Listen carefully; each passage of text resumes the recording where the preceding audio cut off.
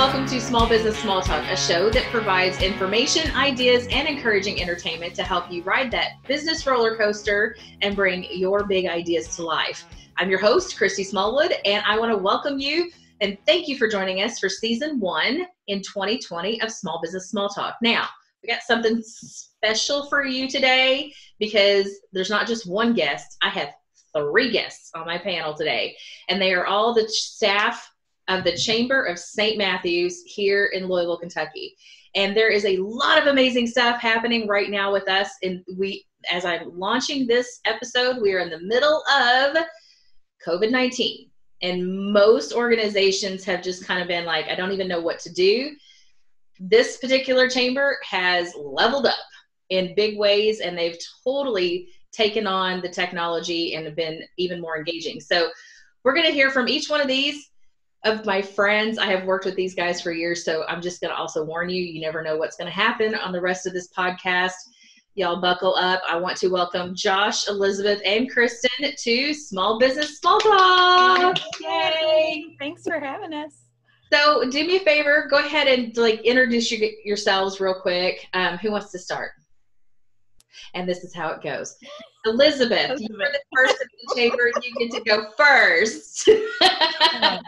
Hi, I'm Elizabeth Cleary. I'm the Director of Operations and Community Programs for the Chamber, and I have been with the Chamber since November of 2011, so longest tenured on this staff. You've pretty much done a little bit of everything with the Chamber. Yes, I was an admin in the beginning and have transitioned to this, and I plan our big events as well as, daily operations. So she's basically been there since birth, is what it feels like. That's what I say. She was born at the Chamber. Basically. Josh, you're up. All right. So my name's Josh Suter. I'm the Director of Membership and Business Relations for the Chamber. I have been on staff since, 2016. Does that sound right, Elizabeth? Yeah, 2016, August of 2016. Prior to this chamber, I worked for another chamber whose name I won't say because they're a competitor, but I was their director of signature events and special programs, and I kind of came into the chamber by an accident, if we're being honest. I worked for a government agency that was a member of the other chamber and enjoyed hanging out with chamber people, in particular Christy, who I chaired a committee with and even wore costumes at networking events. And it just kind of led me to go, hey, sounds like fun. I think I could make a career out of this. So my current role, I do everything from membership recruitment to planning events to managing networking and synergy groups, to even working with the media, which is kind of another piece of my background because I was a newspaper reporter for about 10 years. Nice. Kristen, our latest addition to the staff. Yes, I am Kristen Frarey. I am the Director of Business Programs for the Chamber, and I have been on staff since last June, so I'm coming up on 1 year. Already? That's awesome. No, it has flown by. Who knew I would head into this and then we'd have a big old pandemic? So always something new and exciking. And you guys have 3 totally different personalities too. So. Now, Kristen, your background, you previously came from other organizations. Yes, I've done a lot. I've been a nanny. I've been in floral design, but really started to kind of be familiar about the chamber. First, I was in the disability areas of University of Louisville in an autism training center for about 6 or 7 years, and then realized there was a position open at the conference center at Shelby campus. So I spent another 6 years there, and I worked with all kinds of groups coming through those doors. Some I'd known and a lot I didn't, and really loved when I got to know the local chambers. And of course, St. Matthews was the most welcoming, and I really am so happy to look back and still be in touch with some of these people who I met, and they kind of helped me with those first few years of networking and getting out there and meeting everyone. So it's always held a special place in my heart, and I am honored to be on staff now. That's for sure. The last few years I was in a military family charity. So as my brother says, I'm very mission driven. So I've been in the autism community, the military community, and now I'm in the connecting people community, and I love it. That's for sure. That's my new mission. Well, I know as a member of the chamber, I think you guys do a fantastic job. As a former board member, I know that you do a fantastic job. So I know what it takes for you guys to do all the things, and you guys do it very, very well. So give us an idea, like in your own words. This is 3 of you. Take the stage. What's the big deal about having a chamber? Why should somebody be a part of the chamber? Oh. I'll take this one because this is what I sell every day, right? Mm-hmm.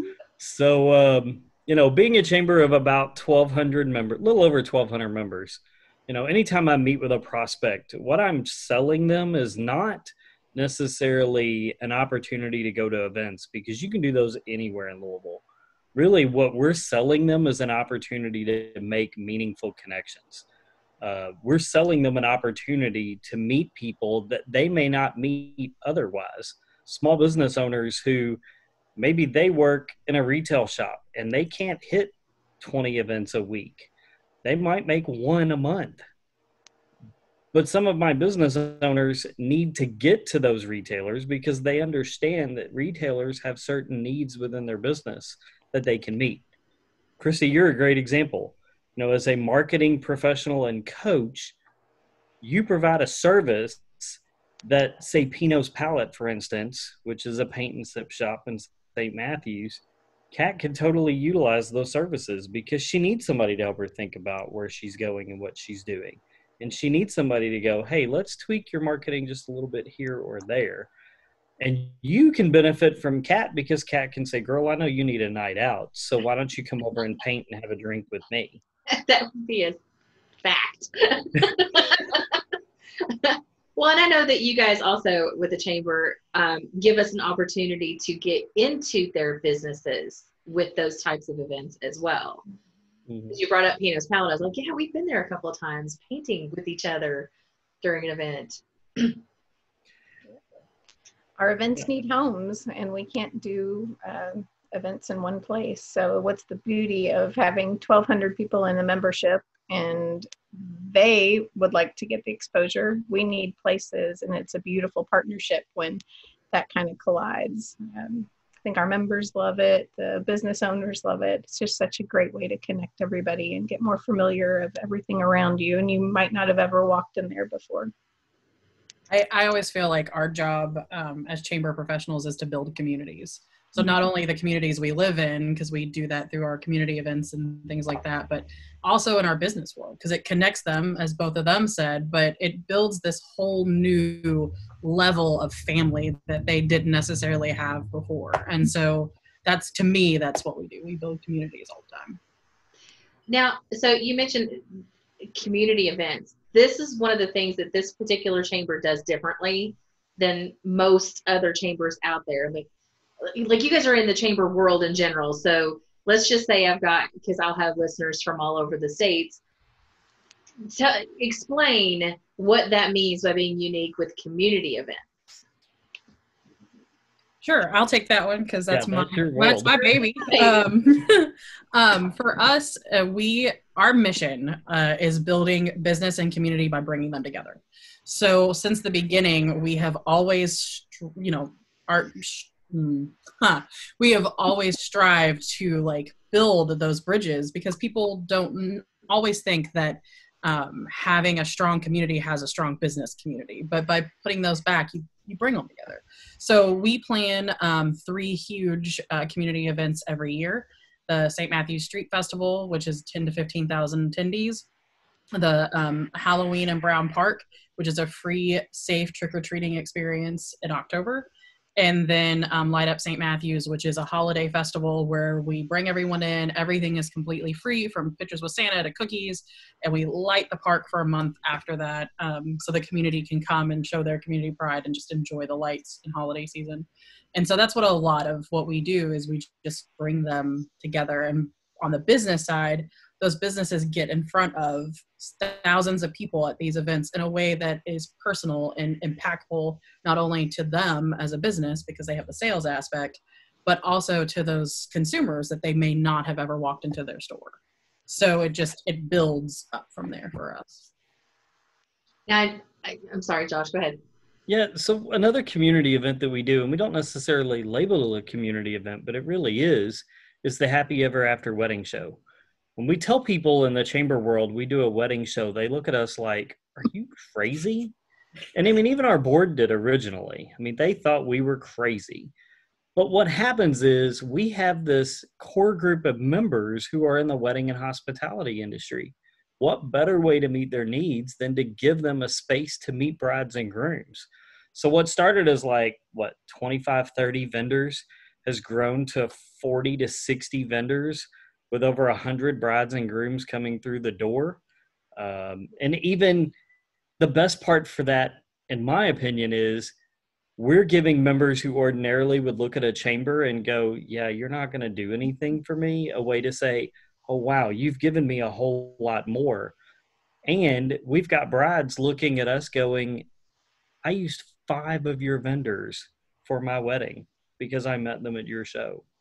If that's not a return on investment, I don't know what is, because we met a need real fast and we got to help the community all at the same time. Yeah, the other cool thing with our community events, the Halloween and the Light Up event have been going on for decades. And they kind of laughed and said that I've been involved with the chamber since I was a baby, but it's kind of accurate. Families that were going in the beginning of these events, now their grandkids are going, and that has allowed us to keep in contact with some of our original business members. It's like one of our founding members, he's gone, his business is gone, but his daughter is still around, and her kids have started their own business in St. Matthews, and they are still invested and involved in the community and still arrive at these things. So it's keeping generations connected to who we are and the community at the same time. So remind me, how old is the St. Matthews Chamber now? We were founded in 1955. That was a lot of strip malls ago. Right. I mean, the mall wasn't even there, right? A lot of landmarks. I was just like, that's a lot of, I know my little area that I'm in here wasn't there. Like, this probably was a horse farm back in the day. So there's been a lot of change since this was originated. And so let's talk about a little bit of the innovation you guys have had to implement in this particular stage of the year. Oh, wow. Who wants to start, Josh? Well, I can say the second we knew that life was changing as we knew it, we had about half our programs hammered out in about 6 hours. Wow. We knew what the future held, at least virtually, for a while. So I was very excited to see brains spinning and ideas thrown up on a board. And I was never more proud to be part of this team ever. It might still be on the whiteboard. It might be, yeah. No, I erased it. Oh, okay. It's like, here's the ideas, we gotta go. I'm the only one in the office right now because the world is still changing. So we're not even all here. But, I'm going to piggyback off of Kristen. So through this stuff, we launched 2 brand new events for us. We launched Coffee Chat with the chamber staff, which I consider to be the most engaging, most fun event we do, because I get to know the membership in a deeper way. I get to hear their highs for the week, what they're struggling with. And then we talk about fun stuff like teaching your kids at home, ordering inflatable hot tubs, or even goats on our parents' farms. I mean, it's so lighthearted and it's so fun. It's so good for the soul. And they love it. I mean, we had 20-something people on the call this morning, which is unreal. The other one we launched, and I think it's one that's really gained its traction, is the Facebook Live event, where we pick a different topic and we have different panelists. And, we've had everything from how to teach your kids at home to how to tell your story to even as far as how to use video and photography to grow your business. We're coming up with some other stuff, in the next couple of weeks that's going to be everything from the economy and where we're headed and what we're doing with it to the event industry and how detrimental this has been to that industry. These programs have changed how we operate, but not really who we are, because we've always been about the members. This just helps us do it in a different and more fun way, I think. And I think it's helping us reach people who we haven't seen face to face through all of these months and years. These are people who can't really necessarily escape from their jobs or their situations or their retail or restaurant, and they'll pop onto a Zoom call pretty easy. So I think that's another big pocket that will continue for however long it's needed. I think it's great. Yeah, and on what Josh said with that connect, like getting to know them differently and in a more personal way, we pride ourselves, and you all can jump in on that one too, on getting to know our members and them being part of our family, because we have to sell your business. We have to know you, we have to trust you, and that kind of stuff. And I knew almost every member for a long time, and now there's so many my brain cannot compute at all. But I try real hard. And so, having those connections, and then right now it's like that personal connection is even deeper because we're in each other's houses. I mean, you're in my room right now, so hi, hi from my room. But we get to see how all of us are and who our families are, and it's fun to be on a call and have someone's kid run in and say hi and then come out, and you're learning so much more. And I think our members really appreciate that we want to learn more and be there for them.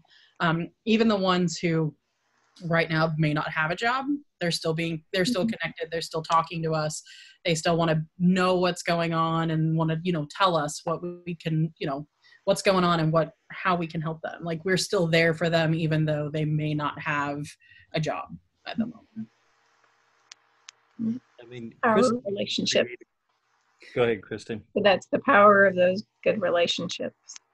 Yeah. And I mean, a good example of knowing our membership and creating program around that, Kristen came up with the idea of, let's do a chat with our kids. And so she found members with kids and brought them on, and they did a networking event, which was crazy if you think about it, but cool all at the same time. And that's what we've had to do. We just had to pivot and make things happen for the membership.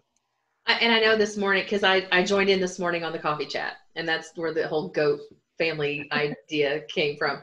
My mom has a hobby farm, right? So there's this concept of you can hire the alpaca or the llama or whatever it is to join in on your Zoom call. You can. Tell my mom that, and she's like, "What?" And then I tell the group that, they were like, "Yes, please." And so then everybody starts bringing their animal to the Zoom call. Kristen's down there playing fetch with hers, and this is called real life, folks. I think real life. The pandemic was the great equalizer. It really kind of is, and I know as a chamber, you guys, it's been hard. I know when I'm out and about, people are like, well, why do I need to join a chamber? What good is that going to do me? I know I could go network somewhere else. But the level of connections you guys are talking about it feels different. And I care about your life. Yeah. Because I care about your business. Yeah. So what are some key things that, as a new member, I would need to do to get the most out of it? They're both looking like totally, Josh. It's you. Honestly, this is what I tell anybody who joins the chamber. If you're going to join the chamber and never show up to anything, and you're just going to hand me a check and walk away, then you just made a donation, and we appreciate that. But that's not really what we want. I mean, I'll take your money, but anybody would, right? What I want to give you is the opportunity to find people that you can do business with, to find people that you want to support, and find people that can become like family. I mean, quite honestly, there are so many chamber members that are extensions of my family that when we adopted our second child, they showed up with stuff, right? How many people can honestly say their membership did that for them? I don't know too many chamber pros that could. This is a different kind of chamber. We're all about being there for each other and supporting each other. This pandemic has killed some businesses, and the staff will tell you, I've grieved those. Still am. Yeah. It's hard to watch your people close their doors, but it's part of who we are, and it's a part of what we deal with. But it's how we get past that and get them to see the opportunities beyond that that I think sets us apart. So what would you tell other chamber professionals out there or other people in different markets? Because I know I've got listeners a little bit of everywhere. What would you tell them if their chamber doesn't feel like this? Like, how could you, what is it? Did you guys like intentionally create something special, or did you just like look into this? Like, what would you tell other people on how to be like you? Gosh, Elizabeth, where did the magic start? I mean, I don't know everything. You know a lot. For us, I mean, for the part that I've been here for, we had a leadership team right after I started that saw culture issues that we had. And those were members who got elected to our board.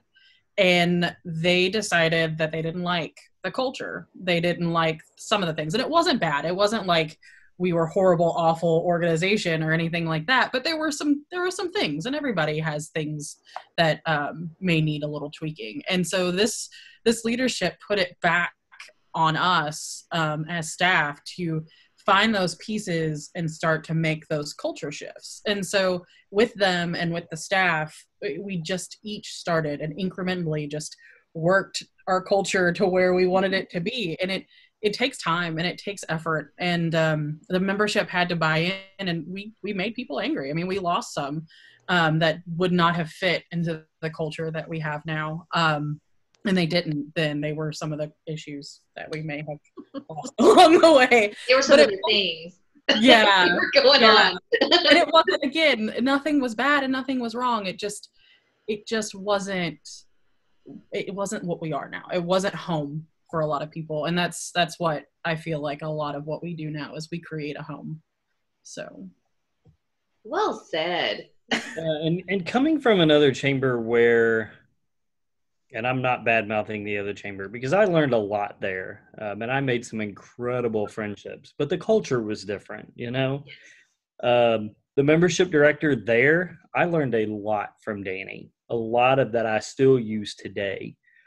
But the difference between Danny and I is Danny was very much about the business relationship, right? He wanted to connect you to your next client, whereas I may connect Christy to somebody who's not her next client, but it may be somebody that she can synergize with, who might say, oh my gosh, my cousin owns a beauty shop and she needs your help.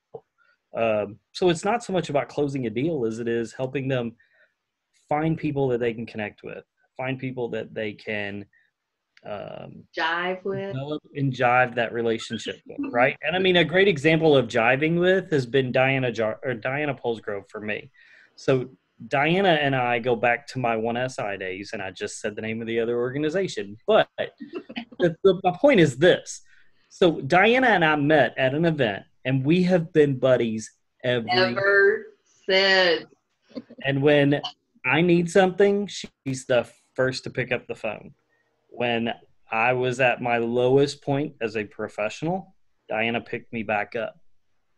You won't find that in chambers unless the chambers build a new culture and become different than any other chamber in their area, right? I mean, I think the difference is you have to build a culture where people feel loved, where they feel accepted, and where they feel like they can find connections or relationships that are different than what they're going to find in the typical business world. And I just made a connection when I was at one of my lowest business points. Another Virginia came to me, and she met me there, and I barely knew her. And that was really special to me. And that's the power of those relationships. You know, she must have learned that from Mama. I'm pretty sure every single one of us on this podcast right now has been very deeply affected by Diana. Legit. They were some of our favorite people ever. Got that right. Well, and you're absolutely right, because when you can make a real genuine connection like that, it makes a huge difference, not just for your business, but for your entire life.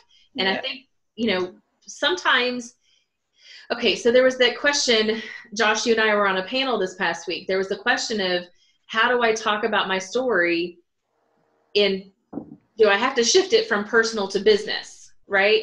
Is there a difference between being in personal mode and business mode? Well, you guys have created this culture where it doesn't have to be so different.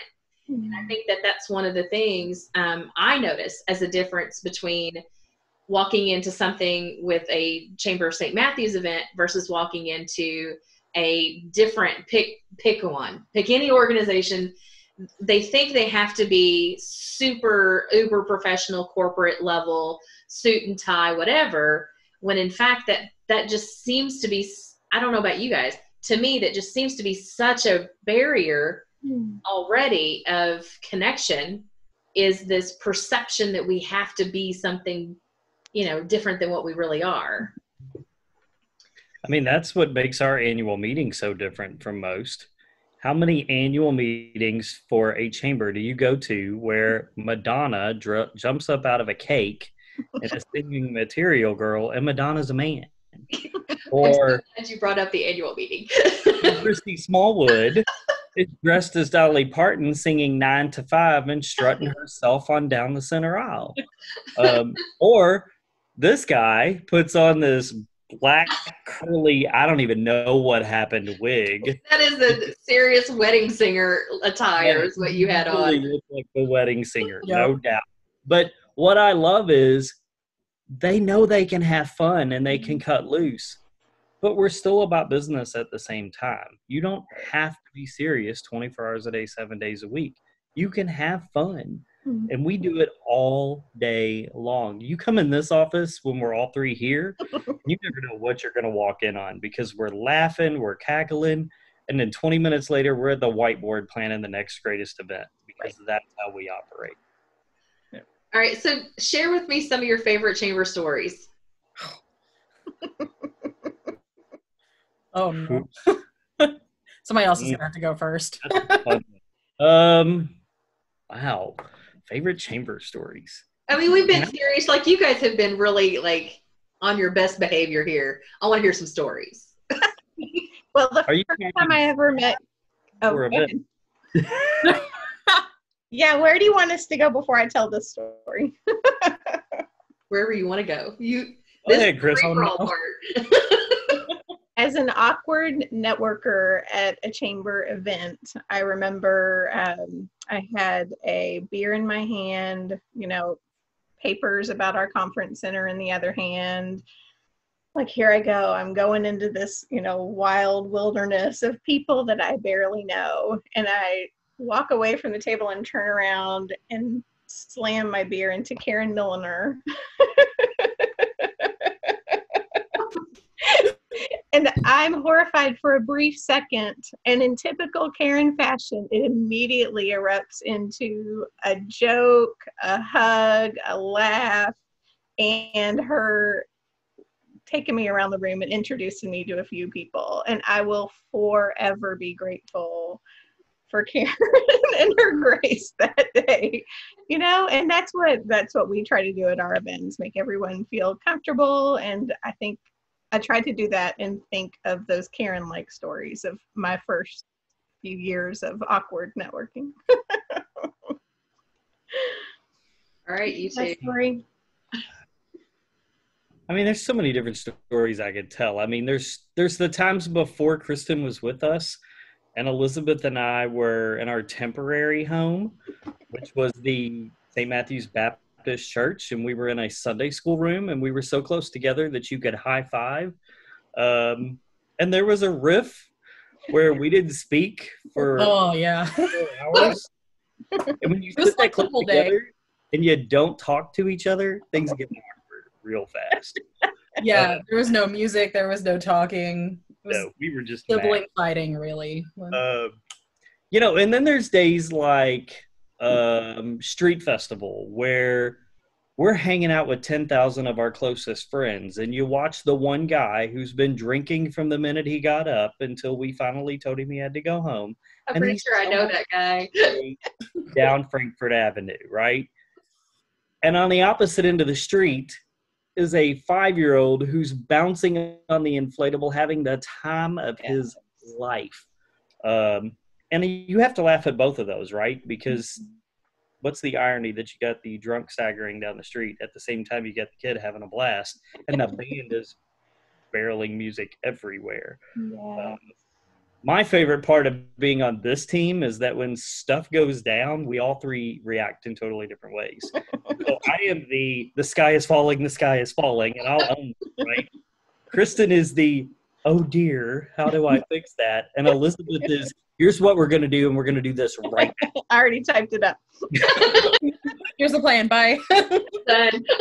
It's fun to watch our team in action because we all three are three totally different personalities. And then sometimes we're so much alike, it's frightening. Don't mess with one of us because the other two are right behind us to whoop you.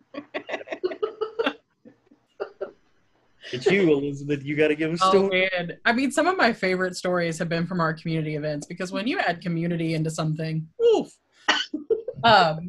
There was a Halloween one year, and I had a board member run across to me because there was some filming going on for a news station. They're like, we need you to do something about something. And I'm like, what are you talking about? What's going on? And apparently there was a child who had to go to the bathroom and was taking a poop in the woods behind the camera, like where the camera could see behind this interview. I mean, I'm not sure what I was supposed to do about it, but it happened. It was a thing. And then, you know, one of my favorite things ever is Virginia and Diana's company, when they have to move our porta pots at our festival, they, you know, strap them to the back of a golf cart and just drag them down a city block with one person holding on, just making sure they don't tip over, because a full porta pot tipping over is not a good time.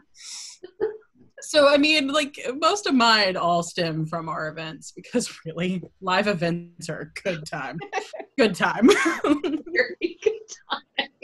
And speaking of live events and Halloween, this past Halloween, terrible weather, thinking about, oh my gosh, what are we going to do? And that is when your beautiful, wonderful, fantastic members jump in and offer their venue. In this case, it was a school. Oh my gosh, that was beautiful to watch. That's one of my favorite chamber stories of this era right now. That was because that was a literal 24-hour turnaround. Yep. From the park to the school, all of the logistics, everything. That was amazing. And I guess that's when we had our pivoting heads up. We thought that was pivoting. Right? That was just practice. And I'll never forget the call to Walden, because I call Allison and I'm like, hey, so we kind of need to move Halloween. Can we use your school? Yes. I mean, there was no hesitation. It was, yes, I'm in. We're in. We'll do this. We've got this. It's already decorated. Come on over. How many schools we go, yeah, you could totally use my building. Come on. And Allison didn't even think twice about it. She knew it was what we needed, and she met a need. I had the very wonderful pleasure of sitting with Allison at my table at the annual dinner this past week. Yeah. And the funny thing is, so we've talked about family and how meaningful relationships we have in the chamber and all of that great stuff. Well, one of your board members that was presenting something to somebody and called him by his nickname. Instead of it being Shanazi, he said Shanasty out loud from the stage. I caught it. I was cracking up big time. And Allison just starts laughing. She's like, I don't know what we're laughing at, but I really, I'm just going to laugh. It's so funny. I pulled her in, and we talked about it for the rest of the night. She's like, I can't believe, well, so that's how close we are. That's how close we are. And this tells you how relationships change. So the very first time I met Elizabeth, I was working for a member, right? I was working for a government agency, and we had done a public meeting with the St. Matthew's Chamber members, right? And Elizabeth was this very nice, quiet person. Her boss was the loud, talkative guy. And so when I got here to start working here, I had this impression of her. And then we sat in the same office, and I kept quickly went, who is this girl, and where was she when I first met her? She's a whole lot more fun than I thought she was. He has a background in theater. Yeah. And now, I mean, you walk in this office at the right time, and you're going to see a lot of cackling. You might catch a few words flying off the cuff. And Or a new puppy. Or a new puppy, everyone. You might, Oh, yeah. you might see a puppy. Or several. Or a new what? Or a cup of bourbon. You never know. Oh, yeah. You just never know. Well, you guys do get nice gifts from your membership. So. They love us. They know what we need. Yes. And sometimes you get not so nice gifts, like the board member who's decided to hide a potato in my desk. And it's one drawer I never opened, and I found it this morning, and it had vines growing off of it, looking like a tree. He was growing a potato farm. He just didn't know it. Gross. Did you ever find out for sure who it was? No, nobody will own up to it. I seriously thought it was Dallas. I thought I remember him seeing him putting it in there when he got done with his little Charlie Chaplin routine. And I remember somebody saying, I'm going to stick this in Josh's desk. I wonder when he's going to find it. But that was so long ago. And then the pandemic. And oh my gosh, it was in May. That was December. It was this tall. It was trying to come out of the desk. I'm pretty sure if we had been working, he wouldn't have found it until it was halfway up the desk. Good time. Yes, we like to prank each other. It's a thing.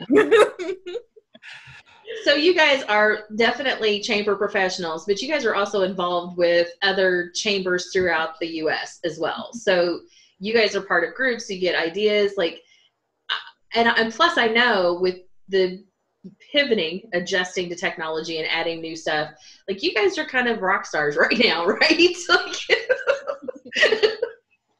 who knew?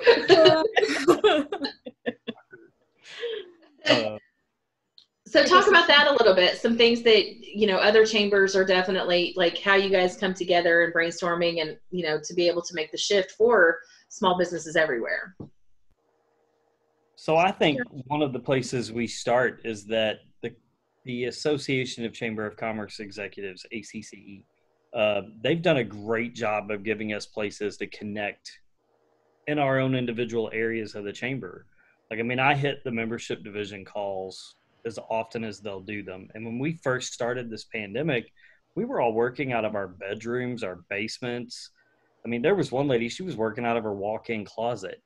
And so hearing them talk about, here's what we're doing and here's what we're trying to do. And then we got to share. And there were days that I felt like this was never going to end and it was just going to kill everything. And then to hear other chamber pros go, yeah, no, we're going to be fine. And now, I mean, 2 months later, we're doing better than I thought we would be. Our programming is strong right now. And it's not, people keep giving us the credit, but it's not all us. Some of it is the membership not giving up. Through ACCE, I mean, I've sat on a panel and talked about Coffee Chat and about the website that Elizabeth built full of resources for, you know, COVID-19. I mean, how we became rock stars, I still don't know, but I'll take all the free press we can get because we've gotten a bunch lately. Well, because the alternative was not an option. No, not close. You said something that was key is that the membership didn't give up. And that's part of getting the most out of your membership is just show up. Show up. Right? Absolutely. On a regular basis. I mean, you might want to remember to introduce yourself and your business. I totally forgot to do that this morning. It's fine. They know you. You're Wonder Woman. We got there. That's what my title said on my screen, and so I just assumed, and that I was like, oh man, I totally missed that one. He got called Wonder Woman all morning long. It was good times. So if you guys were to give any advice to business owners right now on, how to manage, how to be successful, what would be your little tidbit for them? I would say don't get trapped in your own thoughts and connect with some people to give you feedback. Do not lose the hope, because this could be the turning point of a whole different chapter in your business life. That's for sure. For me, it's not about it's not about competing with someone right now. It's connecting. So people who have been your competitors, they're in the same storm you're in, and maybe they're doing something, or they need, you each need to figure something out for your business, and it's okay to talk to them. I had a call with a chamber professional that's close to our region today, who's working on a very similar program that I am, and we were sharing ideas back and forth, because it will help both areas. So, everyone has to survive this in some way, and being able to put competition aside for the moment, that's a good thing.